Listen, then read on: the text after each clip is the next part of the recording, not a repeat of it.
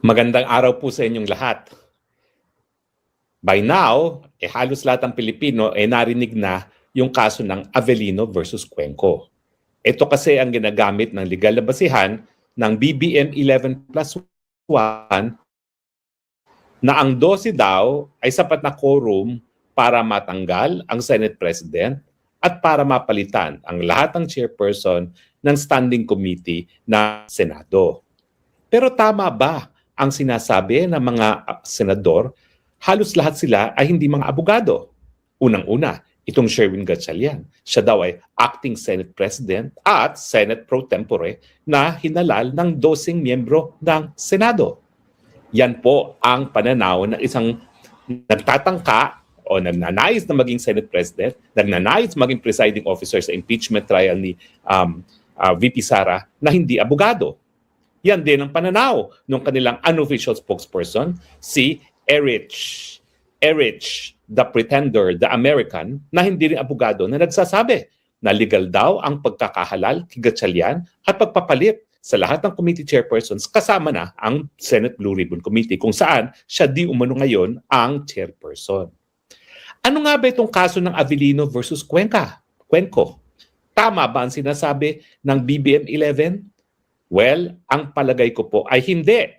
Himay-himayin po natin ang kaso ng Avellino versus Cuenco. Well, una-una po pagdating doon sa issue ng Senate President, alam nyo naman ang sinasabi ng ating sa saligang batas. No?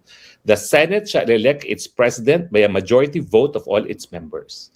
Now, all its members, 24 senador. Ang mayorya ay 12 plus 1, 13. So ngayon po, malinaw, wala pa pong Senate President na iba kung hindi si Alan Peter Cayetano dahil siya lang po ang nahalal na bilang Senate President na merong 13 na boto. Ngayon, ang tanong, paano naman yung mga sumusunod na mga opisyales di umano ng Senado?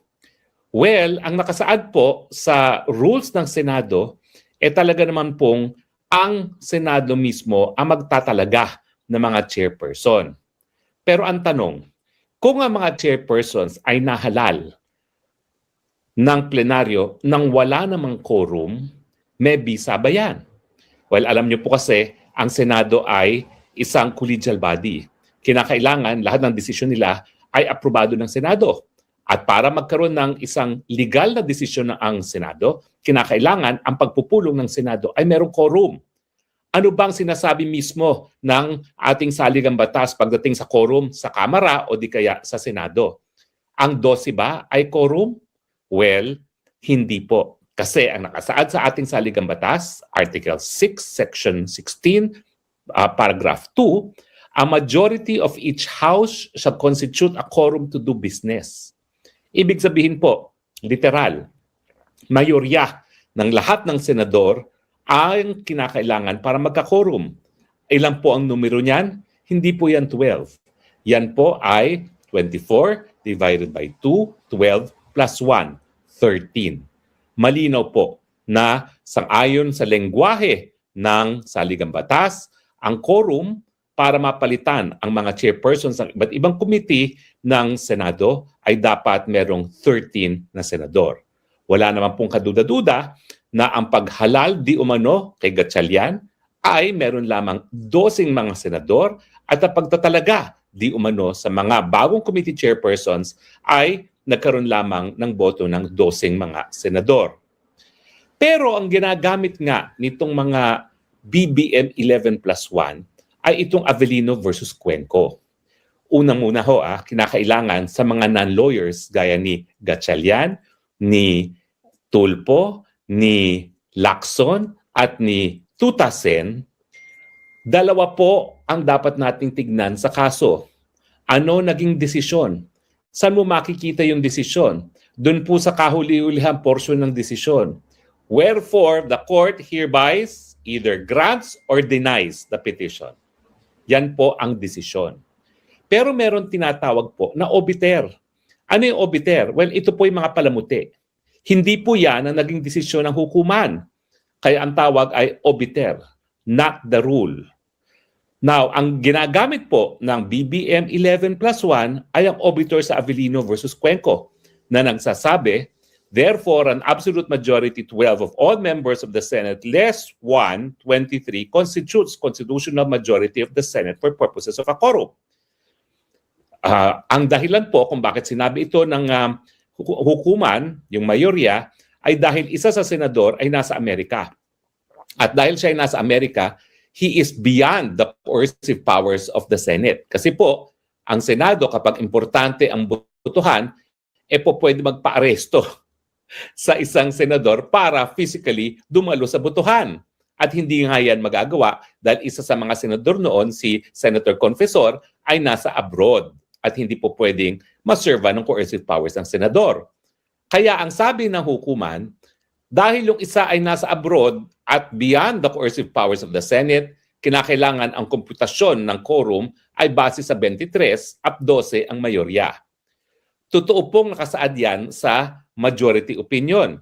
Pero gaya na aking sinabi, hindi po yan ang desisyon. Hindi po yan ang ratio decidendi. Ang decision po is the court with 11 justices sa mga panahon na yon, with a vote of 6 justices against 4, resolved to deny the petition. Yung isa ka, 10 po ang bumoto, pero 11 po ang judges, mga justices na nag-participate. So, ibig sabihin, ang decision kapag in-invoke mo ang Avellino versus Cuenco, petition dismissed. Bakit na-dismiss? Kasi ang sabi ng hukuman, sang-ayon sa 1935 Constitution, at I emphasize dahil iba po ang lengguwahe ng 1935 Constitution sa 1987 Constitution, ang sabi ng mayorya, at 4 po ang nagsabi na merong quorum out of 6, 4 lamang, ang sinasabi nila ay ang desisyon daw kung sino magiging Senate President ay isang bagay na ibinigay ng saligang batas sa mga senador lamang at hindi dapat paghimasukan ng hukuman. Pero yan nga po ay sang-ayon sa 1935 Constitution ha. Maya-maya po makikita natin kung anong sinasabi ng 1987 Constitution at bakit ito ay magkaiba na sa 1935 Constitution. Pero doon sa desisyon na 6 na walang na kinakailangan ma-dismiss ang petisyon at dahil na-dismiss, itong si Avellino ay hindi tinalaga ng Korte Suprema bilang Senate President. Ang pangyayari nga pala po nakalimutan ko i-discuss. Si Lorenzo Tañada ay nag-privilege speech tungkol doon sa mga kakurakutan daw ni Senate President Avellino. Now, para mapigilan ang pag-privilege speech ni Avellino, ni Senator Tañada, nag-walk out ang Siam. 23 na mga senador ang present. Since nag-walk out ang Siam, 12 ang natira. Nang umalis na ang Siam na supporters na Avellino, nagpatuloy ang Kongreso, ang Senado, at nag-privilege speech si Lorenzo Tañada at pagkatapos ng kanyang privilege speech, nagbutuhan na ideklara na bakante ang posisyon ng Senate President at hinalal si Cuenco. Anong pagkakaiba ngayon sa nangyari dito sa Marcos 13? Well, Marcos 13 tuloy. Marcos 11+1, Marcos 12. Well, ang nangyari po sa Marcos 12, nagsimula sila, 12 lang sila. Ibig sabihin, never sila nagkaroon ng quorum. Dito po sa kaso ng Avellino versus Cuenco, may quorum po sila kasi 23 sila nagsimula. Nag-walk out ang Siam, ang sabi ng hukuman, hindi po pwedeng mawala ang quorum just because nag-walk out. Yung quorum, naroon pa rin. Dahil nagsimula ang session ng Senado na may quorum, hindi po pwedeng mawala yan unless merong humingi ng quorum call magtapos mag-walk out. At dahil wala namang ganyang pangyayari, ang sinasabi nila, talagang may quorum. Pero yung quorum na yon ay hindi 12. Yung quorum na pinagsimulan ay 23. Kaya nga ang sinasabi dun sa obiter, sabihin na natin na hindi 23 ang sumipot sa pagdidinig nung simula ng araw na yon, ano ba ang quorum? Sinabi nila 12 kasi yung isa ay outside of the Philippines. Pero yung decision nga po yan ay hindi po yan ang desisyon ng korte. Yan ay obiter. At 4 lamang sa mga mahistrado ng Supreme Court ay nagsabi na tama nga na 12 ang majority dahil ang dapat na gamitin na numero for purposes of majority is 23. Pero 4 lang pong mahistrado yan. Now, doon sa 4 na bumoto, meron din pong 4 na dissenting. Anong sabi ng chief dissenting nila na paborito kong justice, all-time favorite, si Justice Perfecto? Ang sabi niya, ang saligang batas ay nagsasabi na ang mayorya ng kada kamara shall constitute quorum. Yan po, kapareho ng lengguwahe ng 1987 Constitution. Ang sabi ni Justice Perfecto, quorum means a majority of the whole membership, lahat ng senador. In a 24-member Senate, the quorum should be 13. So bagamat ito po ay dissenting opinion at hindi rin talaga matatawag na desisyon, malinaw po na unang-una, yung Avellino versus Cuenco, hindi talaga nagsabi na 12 is a majority of a 24-man chamber. Ang sinasabi ng majority na wala naman pong jurisprudential value kasi nga po 4 na boto lamang, dahil yung isa ay abroad at hindi makocompel ang attendance, dapat gamitin na numero for purposes of majority is 23. Pero hindi po yan jurisprudence. Wala pong jurisprudence. Ang jurisprudence, no jurisdiction, petition, dismiss. Kasi noong mga panahon na yon, sang-ayon sa 1935 Constitution, tanging mga senador lang ang pwedeng magdesisyon kung sino ang Senate President. Ang tanong, ito bang Avellino versus Cuenco, as it is it still good law? Well, una-una po, hindi na. Kasi nga po, ito yung sinasabi ko, nagkaroon ng pagbabago po sa lengguwahe ng definisyon ng judicial power. Ano pong nangyari? Linawakan po ng ating saligang batas ng 1987 ang kapangyarihan ng hukuman. Paano? Well, dati-rati po, yung mga bagay-bagay, gaya ng eleksyon ng kanilang mga officers, gaya ng Senate President, ay hindi po pwede paghimasukan ng hukuman. Ngayon, ang lengguwahe po ng saligang batas ay, and I quote, judicial power includes the duty of the courts to determine whether or not there has been a grave abuse of discretion amounting to lack of or excess of jurisdiction on the part of any branch or instrumentality of the government. So, kapangyarihan na po ngayon ng hudikatura na magdesisyon kung mayroong pag-abuso sa jurisdiction ng kahit sinong sangay ng gobyerno. At nagkaroon po ng desisyon sa isang kaso na ako po ang nagdulog sa hukuman, ang kasong Francisco versus House of Representatives, yung pagtangkang pag-impeach kay dating Chief Justice Davide. Ang sinasabi ng Kamara de Representante, dahil kami ang merong poder na magsimula o mag-initiate ng impeachment, wag dapat maghimasok ang hukuman dun sa desisyon namin na maghain ng articles of impeachment labang kay Davide. Ang sabi naman ng Korte Suprema, totoo, nakasaad yan sa saligang batas. Pero ang kapangyarihan ngayon ng hudikatura ay para maging final arbiter sa lahat ng question kung merong ang desisyon na kahit anong sangay ng gobyerno ay maling-mali na ito po ay nagre-resulta sa paglabag sa kanilang diskresyon at paglabag sa kanilang jurisdiction. Quote, in other words, the judiciary is the final arbiter on the question of whether or not a branch of government or any of its officials has acted without jurisdiction or so capriciously as to constitute an abuse of discretion amounting to excess of jurisdiction. Sabi pa ng hukuman, hindi po ito power it is a duty. Hindi ito kapangyarihan, ito ay isang obligasyon. So, ang ibig sabihin mga kaibigan, tama ba ang Avellino versus Cuenco? Hindi po. Bakit?